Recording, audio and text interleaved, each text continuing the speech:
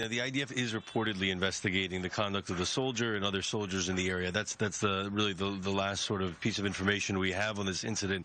And many are probably asking why. It doesn't seem like the soldier did anything. He doesn't really do much.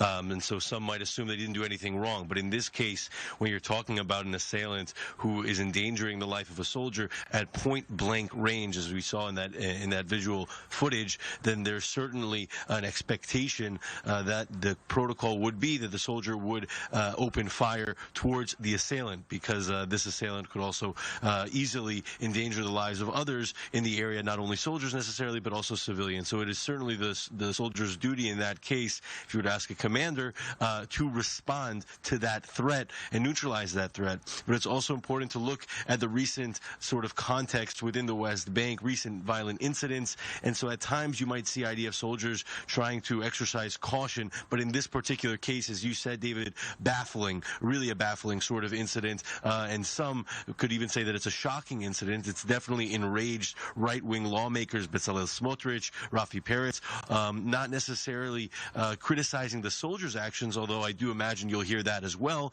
but more so the fact that they feel that the IDF soldiers, specifically in the West Bank, have their hands tied, so to speak, that they're not able to react to these sort of incidents by shooting. Now, Rafi Peretz said that soldier should have opened fire and neutralized the terrorist and shot him dead.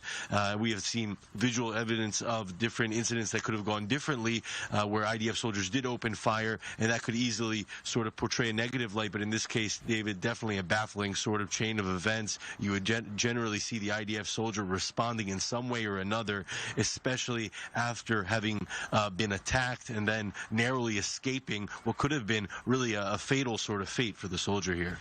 And certainly it does draw, or at least highlight, that this is not a trigger-happy deployment right now by the IDF across the West Bank here.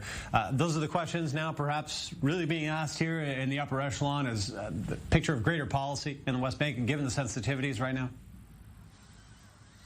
Yeah, exactly, David. The sensitivities in the West Bank are always present, but I think that we've seen the last weeks. We saw a shooting of a Palestinian man in the West Bank approaching a checkpoint. In this case, it happened the same day as another violent incident in Qalqilia. Now, those two sort of violent incidents, and the first one, IDF soldiers were actually attacked while they were really executing a fairly routine arrest of car thieves, but ultimately they were attacked by residents in that refugee camp who threw cinder blocks and washing machines off rooftops. That's a very, very grave incident, and they narrowly escaped without too many injuries. And then after that, you saw a sort of trigger-happy moment at the checkpoint of Qalqilia when a private contractor, Israeli security contractors, opened fire at a Palestinian who was approaching. He ended up not being armed, but he did not listen to the calls to heed. So this is just another example, David, of those really tense sensitivities within a very volatile area.